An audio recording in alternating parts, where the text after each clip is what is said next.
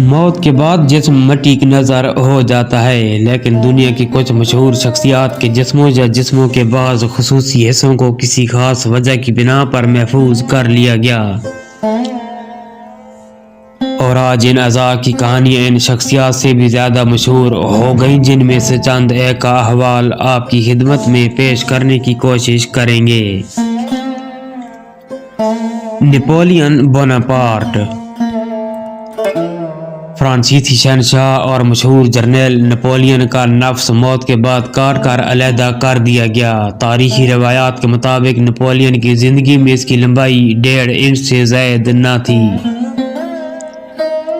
اور تقریباً 1 صدی محفوظ رہنے کے بعد اب یہ چمڑے کے چھوٹے سے ٹکڑے جیسا نظر آتا ہے۔ آئنسٹائن۔ اس تاریخ ساز سائنسدان کی موت کے بعد ڈاکٹروں نے اس کا دماغ اور آنکھیں محفوظ کر لیں۔ دماغ کو ڈاکٹر پاروے نے مطالعے کے لیے کئی ٹکڑوں میں تقسیم کیا جو آج بھی سائنسی لیبارٹریوں میں محفوظ ہیں۔ ماتا ہاری۔ یہ حسینہ مقبول رقاصہ ہونے کے علاوہ جنگ عظیم اول کی مشہور جاسوس بھی تھی۔ اس کا اصل نام مارگریٹا تھا۔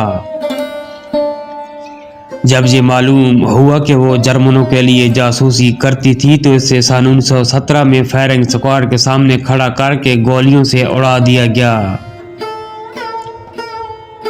اس کے سر کو علیحدہ کر کے پیرس کے میوزیم میں محفوظ کیا گیا تھا، تاہم سن 2000 میں یہ پر اسرار طور پر غائب ہو گیا۔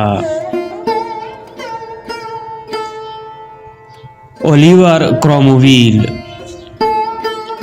مشہور برطانوی جرنیل اور سیاسی رہنما کرومویل کی لاش کو سن 1660 میں اس کے دشمن چارلس دوئم نے قبر سے نکال کر پھانسی لگائی،